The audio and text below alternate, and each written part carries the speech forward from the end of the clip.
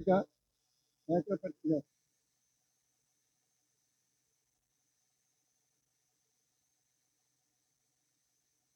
ఏకపక్షి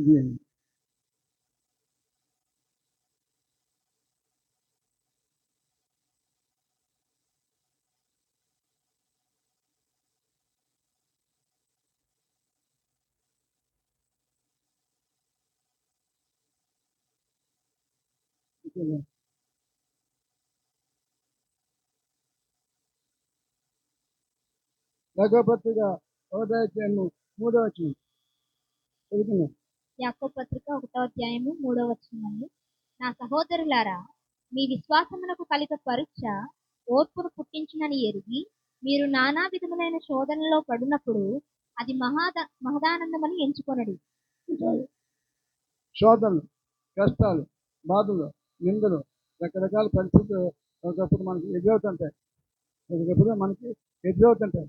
వాటన్నింటినీ మనం జయించాలంటే శోధన ఇచ్చేవాడు ధన్యుడు, వాడికి జీవితం ఇచ్చింది. శ్రమలు సహించేవాడు ధన్యుడు. లేకపోతే కనుక శ్రమలు సహించేవాడు ధన్యుడు. ప్రతి వారికి శ్రమ ఉంటుంది. అంత ప్రభు నమ్మకం నమ్మకపోయినా, దేవుళ్ళు ఉన్నా లేకపోయినా, మారుమూలంగా పొందకపోయినా ప్రతి ఏదో ఒక శ్రమ ఉంటుంది. ప్రతి మనిషి, ప్రతి కుటుంబంలో, నాకు కూడా, మనందరూ కూడా. కనుక శ్రమలు రాక మానవు. అది సహించగలిగినంత ఇస్తాడు దేవుడు. అంతేగాని మనం ఓర్చుకున్నంత ఇస్తే శ్రమలు, అంతేగాని మనకి ఎక్కువ ఇవ్వడండి. ఒకసారి దేవుని చేత శోధించబడతాము, ఒకసారి సాతాను చేత కూడా శోధించబడతాము. అప్పుడు కొన్ని శ్రమలు ఎదుర్కోవాల్సి వస్తాయి. కానీ మనందరూ కూడా ఏదో ఒక శ్రమలో ఉంటాం, ఏదో ఒక బాధలు ఉంటాం, ఏదో ఒక నిందలు ఉంటాం, ఏదో ఒక కష్టాలు ఉంటాం, ఏదో ఒక బాధలు ఉంటాం, ఏదో ఒక సమస్యలు, ఏదో ఒక దాంట్లో ఉంటాం. ఆయనని కూడా నడవల విశ్వాసం కాపాడుకునేవాడు ధన్యుడు. ధన్యుడు. కానీ శ్రమ తట్టుకోను. కానీ అంటే ఈరోజు శ్రమలు, ఈరోజు దేవుని బట్టి శ్రమలు మనం ధ్యానం చేసుకుని కొద్ది నిమిషాలు చాలాలి. ఇంకేదంటే జరుపుతాం. ఆదికాండం 1వ అధ్యాయం 12వ వస్తుందంటే వస్తుంది. ఆదికాండం 1వ అధ్యాయం 12 వస్తుంది. ఆదికాండము 1వ అధ్యాయం 12వ వచనం. భూమి గడ్డిని తమ తమ జాతి ప్రకారము విత్తనమిచ్చు చెట్లను తమ తమ జాతి ప్రకారము తమలో విత్తనము గల ఫలవృక్షములను మొలిపించెను. అది మంచిదని దేవుడు చూచెను. నిర్గమకాండము 1వ అధ్యాయం 12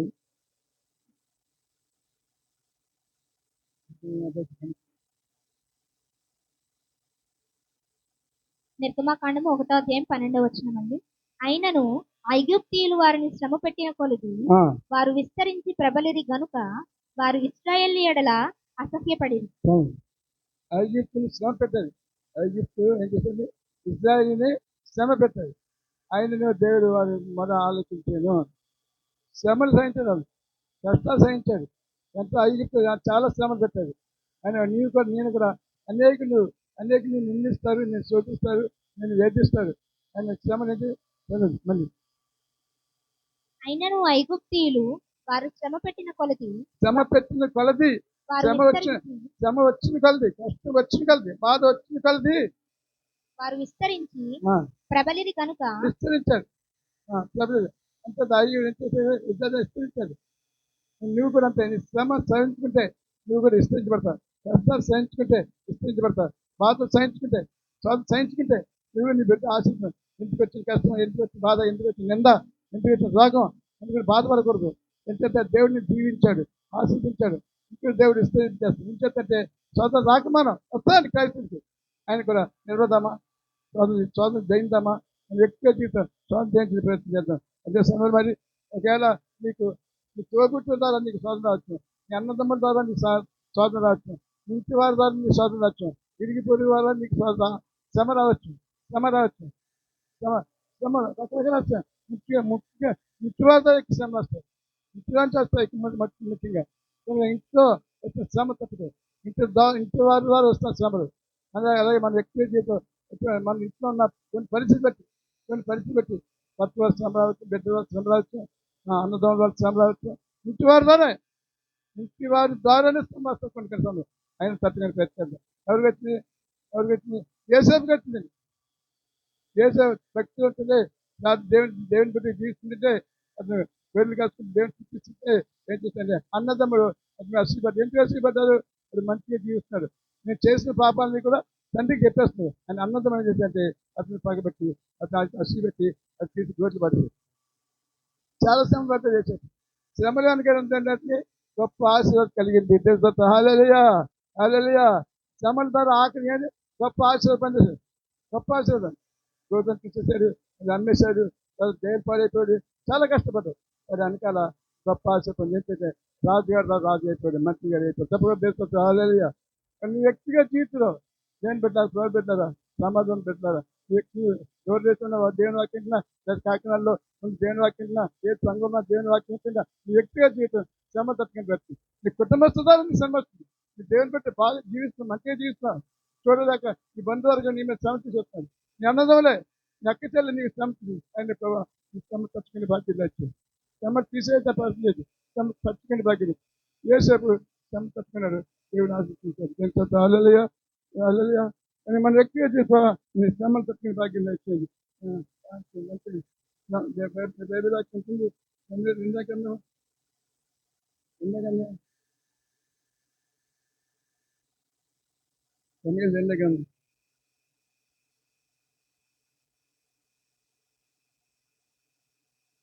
22 అధ్యాయం 8 వచ్చింది. 22, 28. సమయం 2 గ్రంథము 22, 28. చూడగా సమూయేలు రాసిన 2వ గ్రంథము 22వ అధ్యాయం 22వ వచనం, 28వ వచనం. శ్రమపడు వారిని నీవు రక్షించదవు. అది సమూయేలు 2వ గ్రంథము 22వ అధ్యాయము 28వ వాక్యం. శ్రమపడు వారిని ఆయన రక్షించును. గర్విష్ఠులకు విరోధివై వారిని అణచివేయుదు. శ్రమపడేవారు రక్షణ పడుతుంది, జీవించబడతావు, ఆశీర్వాదం. ఎంత శ్రమ పడతావో అంత ఆశీర్వాదం నీ మీద ఉంటుంది. భయపడకు, దిగిపోయి ఈ రోజున 7 మంది రావాలి శ్రమపడి పెట్టిపోతాను, నాకు సహాయం చేయండి ప్రభావ, నేను ప్రార్థన చేయగలవా అంతేదంటారు. చూద్దాం. కీర్తన భాగం 91:15. కీర్తన భాగం 91:15. కీర్తన 91:15. కీర్తనలు 91:15. అతడు నాకు మొరపెట్టగా నేను అతనికి ఉత్తరం ఇచ్చేదను, శ్రమలో నేను అతనికి తోడయ్యుందును. శ్రమలో నేను అతనికి తోడైంది. దేవుడు తోడైంది. భయపడకము దిగులు భయపడకము దిగులు పడకము నేను నీకు తోడై ఉన్నాను. నీ అన్నదం నిన్ను నిందేసిన, అక్కడ నిన్ను నిందేసిన, ఎవరు ఏమి చేసిన దేవుడు సదాకాలం నేను నీకు తోడై ఉండును.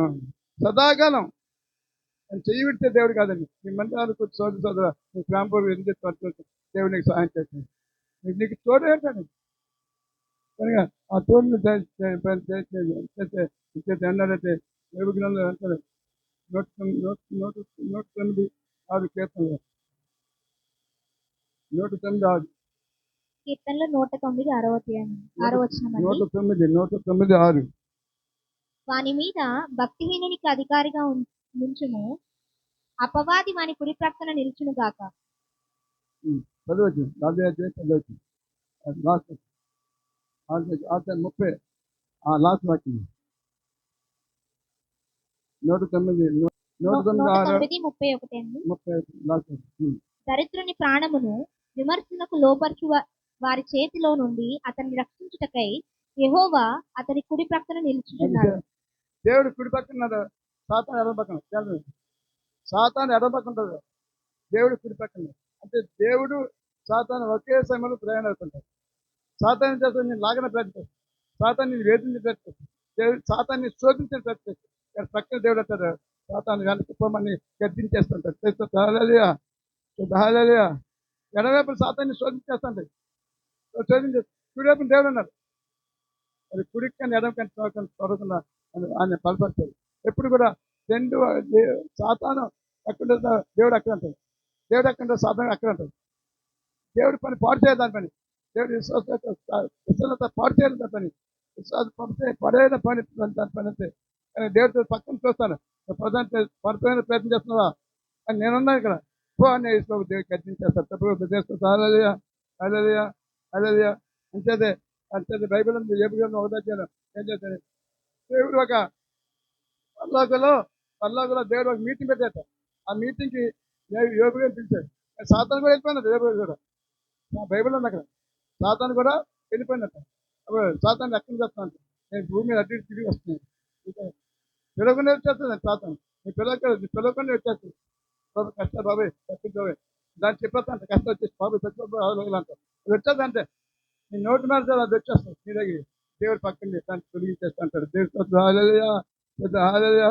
నీ వ్యక్తిగా చేసి ప్రభా ప్రార్థన చేయించే భాగ్యం తెచ్చు.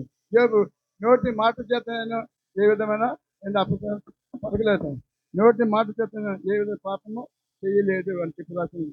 నేను నోటి మాట చేత నేను ఏ పాపము చేయలేదు రాసింది. కనుక నువ్వు వ్యక్తిగా చేసి ప్రభా నాకు సహాయం చేయండి. నోటి మాట చేత నేను దేవుని దూషించలేదు అని రాసి ఉంటుంది. నోటి మాట చేత నేను దేవుని దూషించలేదు. శ్రమ తట్టుకో, దేవుని దూషించుకో. నీకు ఎందుకు పెట్టా, ఎందుకు రోగాలు పెట్టా, ఎందుకు సమస్య పెట్టని దేవుని దూషించొద్దు. దేవుని దూషించొద్దు. మీరు దేవుడి దగ్గర ఉన్నట్టు బలంగా మీరు దేవుడు నీకు పిడిపక్క ఉన్నాడు. ఎందుకు రాబడతావు? పైనకి వచ్చే సోదరులారా, ఉద్యోగులను లేదా వ్యాపారులను లేదా తోటి ఉద్యోగస్తులను ఏదో సొంత వస్తుంది నీకు వస్తుంది.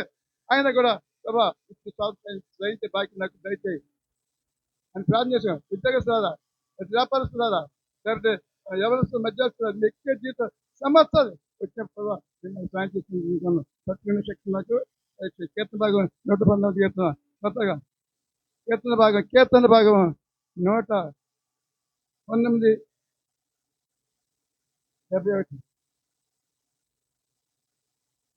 కీర్తనలు 119:71 అండి. నేను నీ కట్టడలు నేర్చుకున్నట్లు శ్రమనందు ఎండుట నాకు మేలాయను. శ్రమనందు ఎండుట నాకు మేలాయను. సమస్తం నీకు మేలు. శ్రమ లేకపోతే దేవుడికి వదిలేస్తారు. శ్రమ లేకపోతే హాయిగా జీవించేస్తారు. హాయి కట్టుకుంటా రకరకాల మంచిగా తీరు. శ్రమ వచ్చినట్టే తప్ప నువ్వు దేవుని జ్ఞాపకం చేసుకుంటా. శ్రమ రానంచామా? శ్రమ రానంచేపు దేవుడు జ్ఞాపకం చేసుకుంటా. శ్రమ వచ్చిందా బాబు తండ్రి, శ్రమ వచ్చి కష్టం వచ్చింది అప్పుడు జ్ఞాపకం. శ్రమ వచ్చింది నీకేమిటి? మేలాయను. ఏంటి? మేలాయను. మేలు కావాలా? ధైర్యం. మేలు కావాలా? విశ్వాసపడతాం. మేలు కావాలా? భయపడతాం. ధైర్యంగా ఉండి తప్పుగా నీ ధైర్యమే నీకు విశ్వాసం బలపడుతుంది. కనుక వ్యక్తి జీవితం మూడోదిగా వాక్యం చదువుకున్నాను. వ్యక్తి జీవితం శ్రమ తీసేస్తుంది, విజయాన్ని తీసేస్తుంది, జయ సంఖ్యను తీసేస్తుంది. శ్రమ నిన్ను నిత్య ప్రధానం ప్రయాణింపజేస్తుంది. నిత్య ప్రధానంగా దేవుడు జీవితం అనేక శాతంలో ఉచిత దేవుడిని తీసేస్తాడు. విజయం ఎప్పుడు శ్రమను నిలబడినప్పుడే విజయం వస్తుంది. శ్రమ తొట్టిన శోధన చేస్తుంది. కానీ శోధించబడినప్పుడు ప్రభా నా జీవితం మీద సాయము దయచేయండి.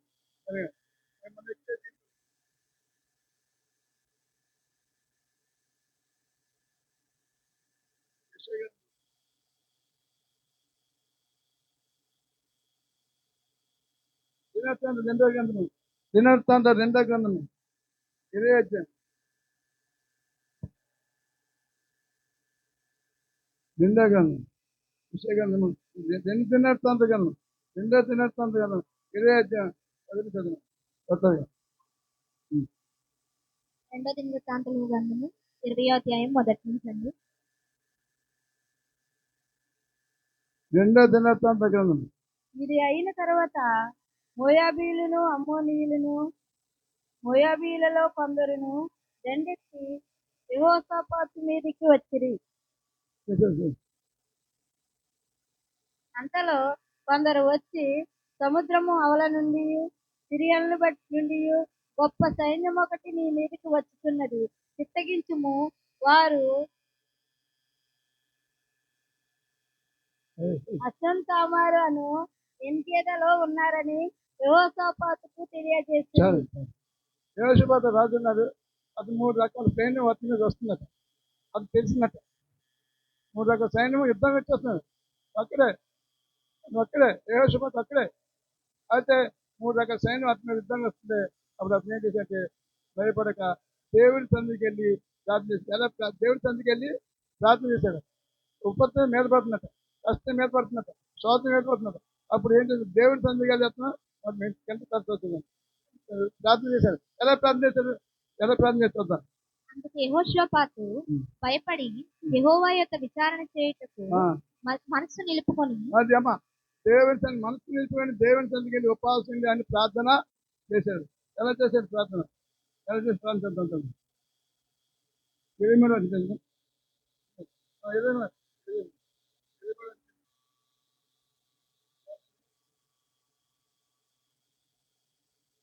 ప్రభా ఈ యొక్క మా పితరుల దేవా యెహోవా, ఆ, నీవు ఆకాశమందు దేవుడవై ఉన్నావు. ఆ, అన్యజనుల రాజ్యమును ఏలువాడవు నీవే. ఆ. నీవు బాహుబలము గలవాడవు, పరాక్రమము గలవాడవు.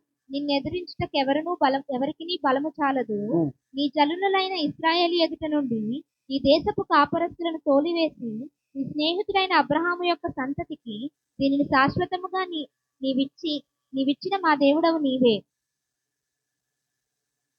చూద్దాం చూద్దాం దినదర్శనాన్ని వివేకాన్ని జ్ఞాపకం కాదు. 12 వచ్చిన 12 20వ అధ్యాయం 12వ వచనం. మా దేవా, నీవు వారికి తీర్పు తీర్చవా? దేవా నువ్వు మాకు తీర్పు తీర్చవా? మా మీదకు వచ్చి ఈ గొప్ప సైన్యముతో మా యుద్ధము మీద- చేయుటకు మా మీదకి అక్కడ మా మీదకి వచ్చి ఈ గొప్ప సైన్యమును మాకు శక్తి చాలదు. మాకు శక్తి చాలదయా, ఏమి చేయుటకు ఏమి మాకు లేదు, మాకు తోచదు. తోచట్లేదయా. నీవే మాకు దిక్కు నీవే మాకు దిక్కు దిక్కు. అని ప్రార్థన చేశాను. ప్రార్థన చేశాను. దేవా మాకు శక్తి చాలదయా, మాకు సాయం చేయండి. నేను దేవుడిని హెచ్చిస్తూ ప్రభా మాకు శక్తి చాలు. నీవే మాకు దేవుడిని హెచ్చిస్తూ ప్రార్థన చేశాను. నీవు కూడా దేవుని నామం హెచ్చించాలి. ఎందుకంటే దేవుడు ప్రభా ఆకాశం గొప్ప దేవుడు అయినావు. అయా ఆకాశం గొప్ప దేవుడు అయినా ఈ సైన్సుడికి మాకు శక్తి చాలు. నీవే మాకు తీర్పు తీర్చవా. ఎంత మంచి దేవుడు అండి. ఈ శక్తి చాలు, శక్తి చాలు, సంశయించాలి. నీకు శక్తి చాలు, ఎంత ప్రార్థన చేసుకున్నా నీకు శక్తి చాలు. కానీ దేవుని ఆత్మ నిన్ను బలపడుతుంది కాక. ఆమేన్. ఈరోజు ప్రభా నాకు చెప్తాను, కష్టం నన్ను జయించి నాకు శక్తి చాలుతుంది. అప్పులు జయించి నాకు శక్తి చాలుతుంది. సమస్య నేను తట్టుకోలేకపోతున్నా. నీవే నాకు సాయం. నువ్వు తప్పు నాకు, నువ్వు తప్ప నాకు ఈ లోకములో ఎవరున్నారయ్యా. నీవు తప్ప నాలో ఎవరికి చోటే లేదయ్యా. నీవు తప్ప నాకు ఈ లోకంలో ఎవరున్నారయ్యా. నీవు తప్ప నాలో ఎవరికి చోటే లేదయ్యా. దావీదు కుమారుడా, నన్ను దాటిపోగయ్యా. నజరేతువాడా, నన్ను విడచిపోగయ్యా. దావీదు కుమారుడా, నన్ను దాటిపోగయ్యా. నజరేతువాడా, నన్ను విడచిపోగయ్యా. ఆమేన్. నెహెమ్యా గ్రంథము నెహెమ్యా గ్రంథం 9వ అధ్యాయం 27వ వచనం. నెహెమ్యా గ్రంథము 9వ అధ్యాయము 27వ వచనం. అందుచేత నెహెమ్యా 9వ అధ్యాయము 27వ వచనం అండి. అందుచేత నీవు వారిని వారి శత్రువుల చేతికి అప్పగించితివి. ఆ శత్రువులు వారిని బాధింపగా శ్రమకాలమందు వారు నీకు మొర్రపెట్టినప్పుడు ఆకాశమందుండి నీవు ఆలకించి వారి శత్రువుల చేతిలో నుండి వారిని తప్పించుటకై నీ కృపా సంతప్తిని బట్టి వారిని రక్షకులను దయచేసితివి.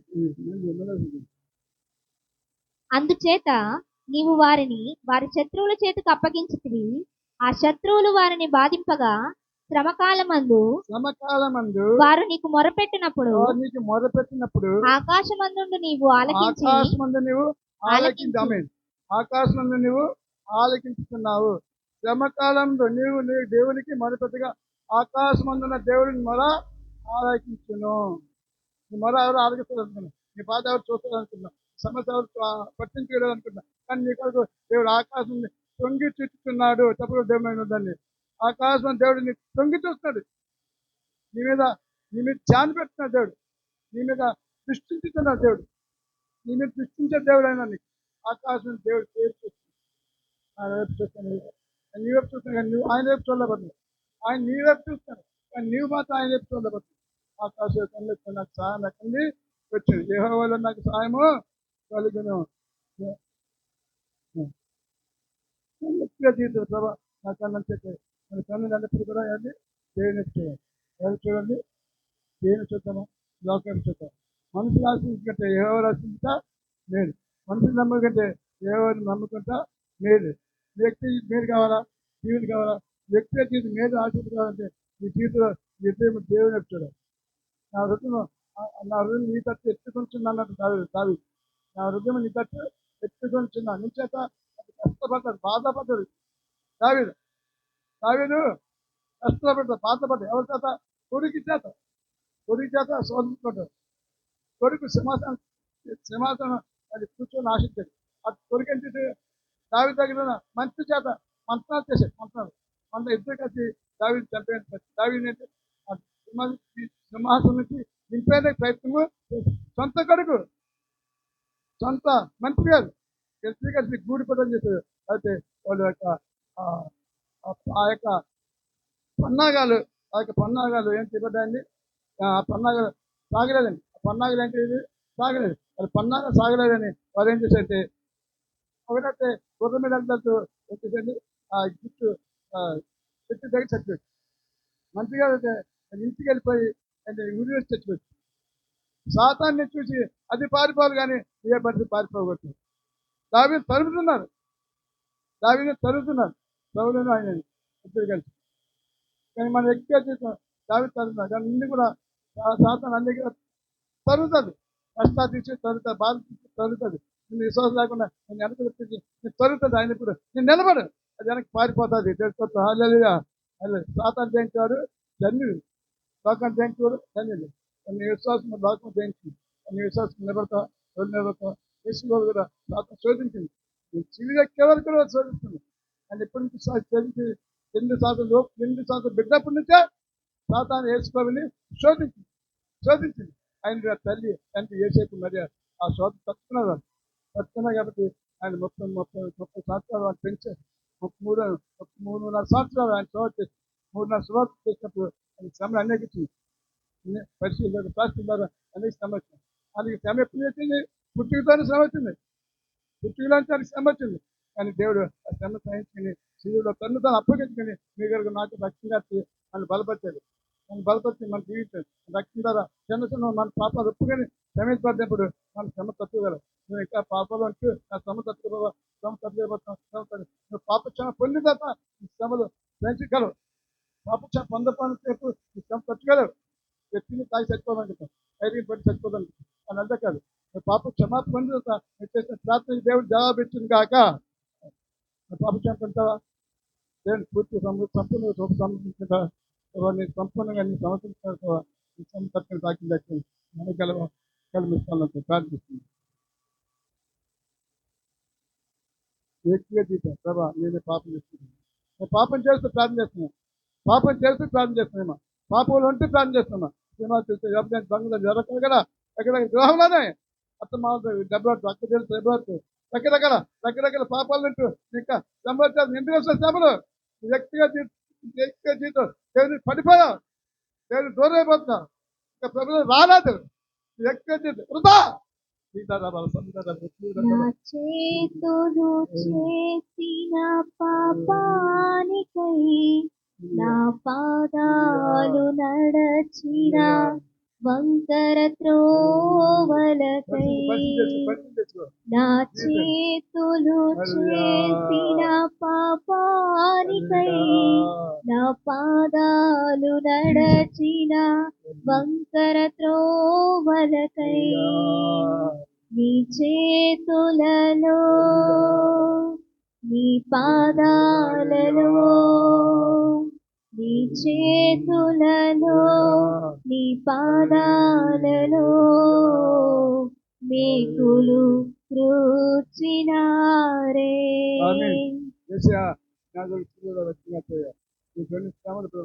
అంతే నేను కూడా శ్రమ పడుతున్నాను, ప్రభు దగ్గర శ్రమ పడుతున్నాను, పాపంలో శ్రమ పడుతున్నాను, లోకంలో శ్రమ పడుతున్నాను, దేవుడి దగ్గర వచ్చి జారిపోయిన పరిస్థితులు శ్రమ పడుతున్నాను, ప్రభు దగ్గర వచ్చి జారిపోయిన పరిస్థితి శ్రమలు వస్తున్నాయా?